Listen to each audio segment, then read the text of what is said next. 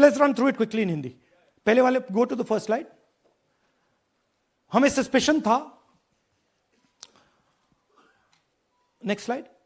हमें सस्पेशन था, करोड़ों लोगों को सस्पेशन था कि दाल में क्या कुछ ना कुछ काला है. बीजेपी को एंटी इनकम्बेंसी नहीं लगती थी. ओपिनियन पोल, एग्जिट पोल कुछ कहते थे, रिजल्ट कुछ और आता था. हरियाणा, महाराष्ट्र, मध्य प्रदेश उदाहरण. माहौल बनाया जाता था कि इस कारण जीते. लाडली बहना, पुलवामा, सिंदूर, नैरेटिव क्रिएशन. और फिर इलेक्शन कमीशन कोरियोग्राफ शेड्यूल बनाता था. जब कागज के वोट पड़ते थे, हिंदुस्तान एक दिन में वोट करता था. बट अब इलेक्ट्रॉनिक वोटर मशीन है, महीने लगते हैं. उत्तर प्रदेश के मतलब 5 स्टेजेस हो गए. महाराष्ट्र में 3-4 लगा दो. असम का टाइमिंग चूज करो, हरियाणा का टाइम बदल दो, महाराष्ट्र का टाइम बदल दो. तो इसके कारण हमें सस्पिशन हुआ कि कुछ ना कुछ है. उसके बाद महाराष्ट्र में, और मैंने पब्लिकली कहा, लोकसभा में भाषण दिया, महाराष्ट्र में पता लगा कि 5 महीनों में 5 साल से ज्यादा वोटर लिस्ट में आए. लोकसभा में हमारा गठबंधन जीतता है, विधानसभा में धज्जियां उड़ जाती हैं. पता भी नहीं लगता हमारा गठबंधन कहां गायब हो गया. 1 करोड़ नए वोटर विधानसभा में वोट करते हैं. लोकसभा में नहीं किया, विधानसभा में किया. इलेक्शन कमीशन कहता है 5:30 बजे बहुत भारी वोटिंग हुई. हमारे पोलिंग बूथ के वर्कर्स कहते हैं 5:30 बजे कोई भारी वोटिंग नहीं हुई थी, कोई लाइनें नहीं थी. तो महाराष्ट्र में पहली बार देखने को मिला कि कुछ ना कुछ गलत है. हमने अपना इन्वेस्टिगेशन शुरू किया क्योंकि सबूत नहीं था, कंजेक्चर था. हमें लगता था, एनजीओ वालों को लगता था, मीडिया वालों को लगता था, विपक्ष की पार्टियों को लगता था, बट सबूत, क्लियर सबूत नहीं था. तो हम झिझक के बोलते थे. मैं थोड़ा कम झिझक के बोलता था, बट जनरली. प्रेस कॉन्फ्रेंस की महाराष्ट्र के बाद कि देखिए, इलेक्शन कमीशन से हमने कहा समझाइए ये हुआ कैसे, 1 करोड़ नए वोटर कैसे आए. लोकसभा में एक नतीजा, विधानसभा में दूसरा नतीजा. आर्टिकल लिखा, रीजनल न्यूज़पेपर्स में डाला, महाराष्ट्र में डाला, बहुत चला महाराष्ट्र में. क्योंकि लोगों को यह फीलिंग थी कि कुछ ना कुछ यहां पे गलत हुआ है. तो फिर हमने कहा ठीक है, चलिए सबूत निकालते हैं, सबूत ढूंढते हैं.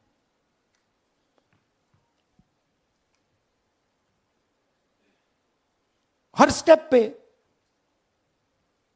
इलेक्शन कमीशन हमें मदद नहीं कर रही थी, उल्टा जिन चीजों को हमें जरूरत थी वो नहीं दे रही थी, बहाने बना रही थी. हमने उनसे डिजिटल वोटर रोल मांगा, इलेक्ट्रॉनिक फॉर्म में वोटर लिस्ट दे दीजिए. नहीं दे सकते. एक बार नहीं, अनेक बार डेलीगेशंस गए, मैंने चिट्ठी लिखी, चलता गया, कुछ नहीं. फिर कहते हैं कि 5:30 बजे वाला मामला था महाराष्ट्र में, तो कहते हैं सीसीटीवी फुटेज को हम 45 दिन में खत्म कर देंगे, डिस्ट्रॉय कर देंगे. बड़ा स्ट्रेंज रिएक्शन है. आज 21वीं सदी में आप अनलिमिटेड डेटा एक ड्राइव पर रख सकते हो. पूरा हिस्टोरिकल डेटा आप 50-100 साल का रख सकते हो एक छोटी सी हार्ड ड्राइव में, और इसी उसको डिस्ट्रॉय करना चाहती. क्यों? सीसीटीवी फुटेज डिस्ट्रॉय करना चाहती, क्यों? वोटर लिस्ट डिस्ट्रॉय करना चाहती है, क्यों? ये सवाल थे. जवाब अब बताता हूं. इन्वेस्टिगेशन हमने कर्नाटक में शुरू किया. कर्नाटक में क्यों? क्योंकि हमारी पोलिंग हमें बता रही थी कि हमें 16 सीट हम लोकसभा में 16 सीट जीतेंगे और 9 सीटें हम जीते, 7 सीटों में हम हारे। तो हमने उन 7 सीटों पे फोकस किया और उसमें से हमने एक चुनी, महादेवपुरा। इसमें बड़ा अजीब नतीजा था। 2024 में कांग्रेस पार्टी को 626-208 वोट मिलते हैं, बीजेपी जीतती है, तकरीबन 30,000 वोट से जीतती है, मगर 7 में से 6 असेंबली हारती है और 1 असेंबली में धड़ाके से स्वीप करती है। तो हमने इस पे फोकस किया और ये जो नंबर है, महादेवपुरा में इनकी जो लीड थी 1,14,000, इस पे हमने, इस नंबर पे हमने फोकस किया। इलेक्शन कमीशन ने हमें डेटा इस प्रकार दिया है, 7 फुट 200-300 किलो। अब इसमें प्रॉब्लम क्या है कि अगर हम वोटर को निकालना चाहते हैं, मान लीजिए आपका चेहरा है, आपको आइडेंटिफाई करना चाहते हैं, तो आपकी फोटो को हमें सारी की सारी फोटोज के साथ कंपेयर करना पड़ता है। हर फोटो को देख कर ये फोटो ये है, तो आप सोचिए कितना काम है। अगर एड्रेस निकालना है तो आपके एड्रेस को अलग सारे के सारे एड्रेसेस से कंपेयर करना पड़ता है, बहुत भारी काम है। हमारा जो काम हो गया, थोड़ा फोकस हो गया, क्योंकि लोगों ने कहा कि देखिए ये मतलब इसमें ही हमें मतलब 6-7 महीने लगेंगे, इसमें 6 महीना लगा है और हर कागज को हमने आइडेंटिफाई किया है, कैटलॉग किया है, फोटोग्राफ निकाली है, कंपेयर की है, 6 महीने लगे। यह है चोरी। 1,02,50 वोट की चोरी 5 तरीके से होती है: duplicate voter, fake and invalid addresses, bulk voter in single address, invalid photo, misuse of form 6। Duplicate voter मतलब एक व्यक्ति 3, 4, 5, 6 बार वोट कर रहा है या उसका नाम 5-6 बार आ रहा है। फेक इनवैलिड एड्रेस मतलब या तो पता है ही नहीं या फिर फेक है। बल्क वोटर सिंगल एड्रेस, एक बेडरूम का घर है, उसमें 50 लोग का एड्रेस है और जब हम वहां जाते हैं वहां लोग ही नहीं है, वोटर ही नहीं है। इनवैलिड फोटो, या फोटो है ही नहीं या फोटो इतनी छोटी है कि उसको पहचाना नहीं जा सकता। और finally misuse of form 6। Form 6 नए वोटर्स के लिए होती है, जो 18 साल का होता है, पिछले इलेक्शन में जिसने वोट नहीं किया उसके लिए होती है, मतलब 18 से 22-23 की एज होनी चाहिए उसकी। तो इसका जबरदस्त मिसयूज हुआ है। अब थोड़ा दिखाते हैं। यह देखिए, गुरकीरत सिंह डांग, इनका नाम बूथ नंबर 116, 124, 125 एंड 126 में 4 बार। जूम इन कीजिए, यह देखिए, गुरकीरत सिंह डांग, फादर्स नेम रणबीर सिंह डांग, हाउस नंबर A413। तो दिखाइए, गुरकीरत सिंह डांग, हाउस A413, पूरब मैनर। 4 बार आता है। और ये सिर्फ एक व्यक्ति नहीं है, हजारों व्यक्ति हैं। ये मैं आपको लिस्ट दिखा देता हूं। ये है डुप्लीकेट वोटर की लिस्ट, देख लीजिए। ये सब डुप्लीकेट वोटर्स हैं।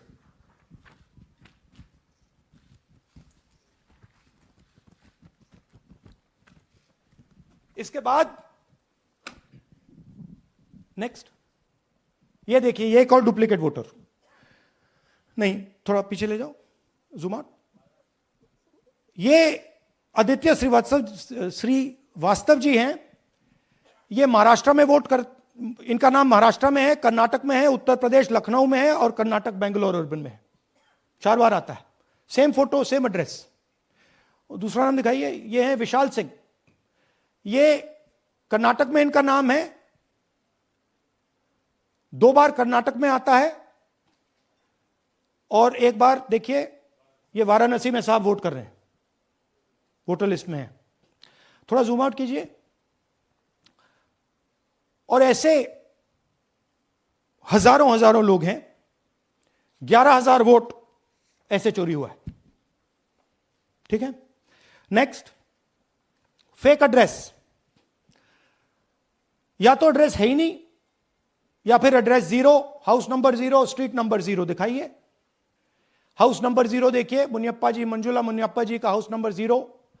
अच्छा, ये देखिए, टेकराज सपकाता, इनका फादर का नाम DFOIGAIDF, हाउस नंबर 0 में रहते हैं।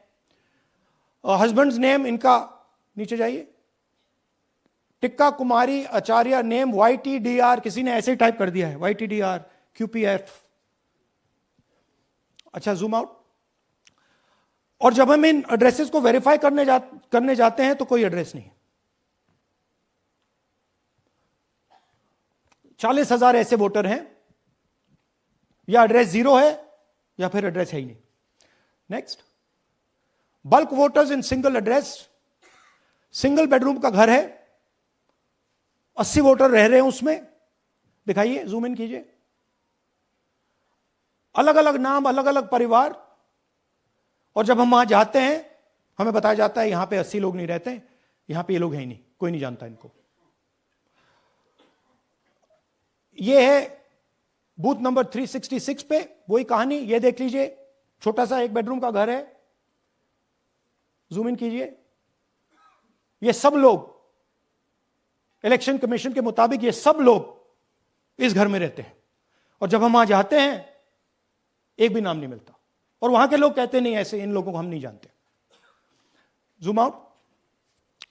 10,000 से ज्यादा वोटर सिंगल एड्रेस में गए।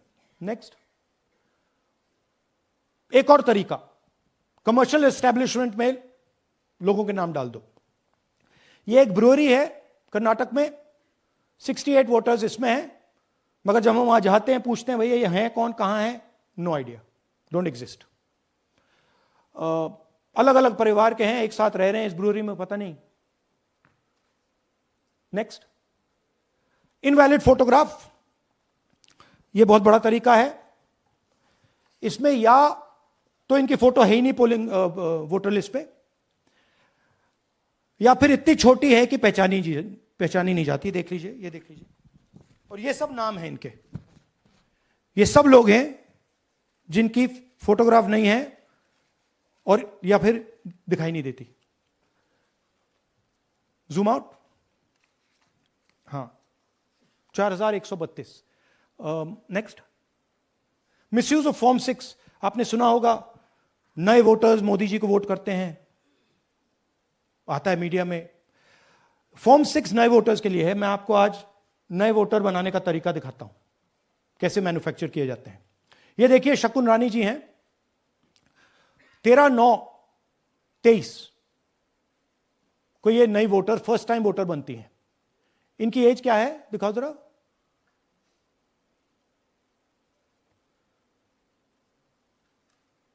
अ, 70 साल की हैं। और ये देखिए कैसे किया गया है। 2 बार अप्लाई करती हैं, पहली बार 13/9, दूसरी बार 31/10। इसमें उनकी फोटो जूम आउट है, इसमें उनकी फोटो जूम इन है।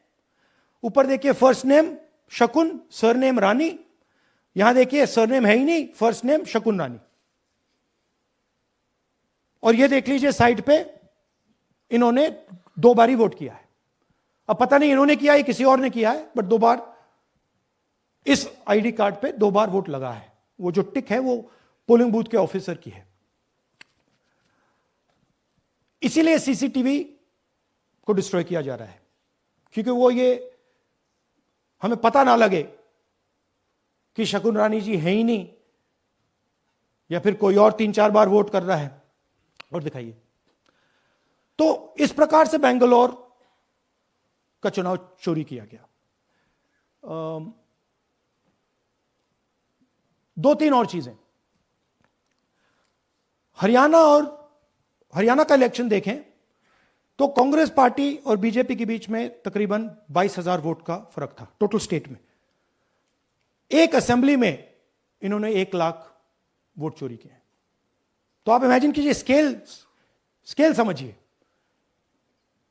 एक असेंबली में तकरीबन 12 से 15% वोट इन्होंने मैन्युफैक्चर कर दिया। तो अगर चुनाव में 2-3%, 4% की मार्जिन चल रही है तो वो तो गया, राइट। और हमने ऐसा पैटर्न आइडेंटिफाई किया है देश में, जहां पे एक सीट पे धड़ाके से बीजेपी स्वीप करती है या 2 सीटों पे धड़ाके से स्वीप करती है। बाकी सीट में नेचुरल कंपटीशन चल रहा है और फिर सडनली एक सीट में जैसे यहां हुआ स्वीप हो जाती है और पूरा चुनाव चला जाता है। आखिरी बात, नरेंद्र मोदी 25 लोकसभा सीट के कारण प्रधानमंत्री हैं।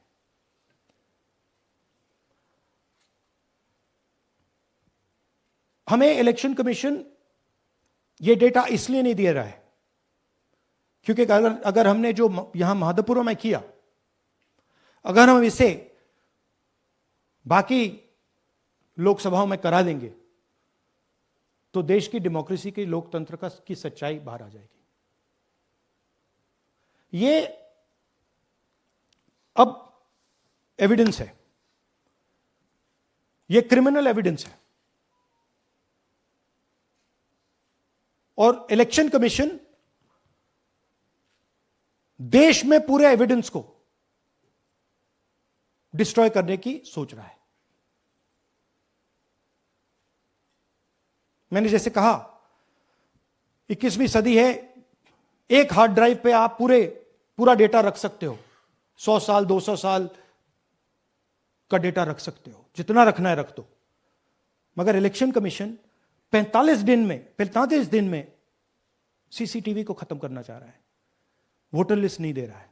तो they are colluding with the BJP, they are helping the BJP destroy the election system in India. अब आपके कोई सवाल हो? एक एक करके और इसी मुद्दे पर ये सॉरी लास्ट, ये मिसयूज ऑफ फॉर्म 6, 33,000 लोग हैं, नाम है यहां पे सबके। ये आप देखिए, इनकी एज भी है, 98, 96, 95, 89, 88, 72, 67, 57। यहां पे इस पूरे पैक में 18 से 23 का कोई नहीं। तो this is new voter manufacturing, ये है नया वोटर, यंग वोटर। एक सेकेंड, मैम प्लीज, इसी मुद्दे पर सवाल पूछिएगा। सबसे पहले एएनआई सिद्धार्थ। राहुल जी, आपने सर इस तरफ सर, आपने बहुत प्रूफ तो आप लोग सामने रख रहे हैं और एक पूरी डिटेल आप ऑब्जर्वेशन सामने रख रहे हैं। हाँ।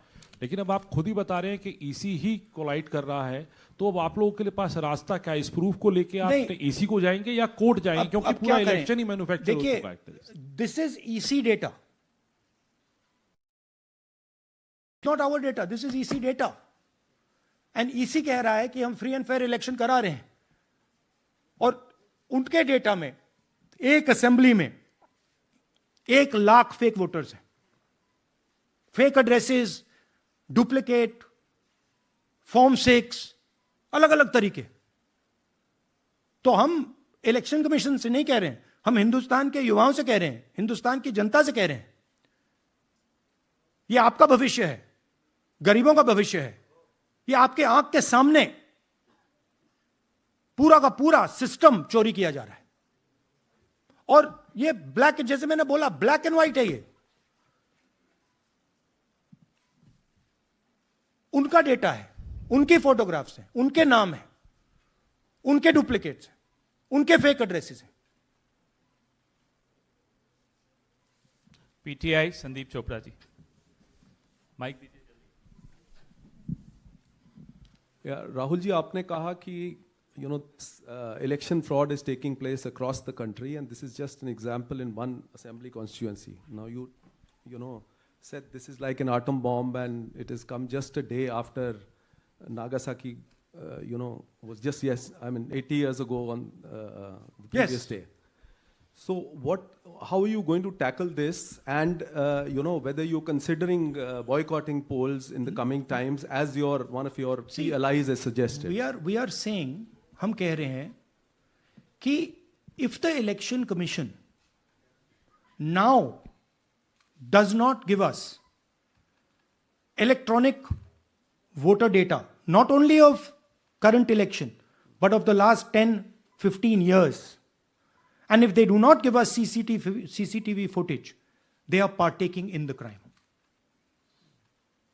Now, if the election commission is not partaking in the crime, I'm absolutely convinced they are, the data is showing they are, they should give us electronic voter lists. Please show me that pile of paper. 6 months. It's taken us 6 months to do this. Because they give us data like that. Right? So, we have been saying since Maharashtra, give us electronic voter list for the last 10 years. Let us see it, let us check it. I think the judiciary needs to get involved in this. We need to understand what is going on, because what we love so much, our democracy, doesn't exist.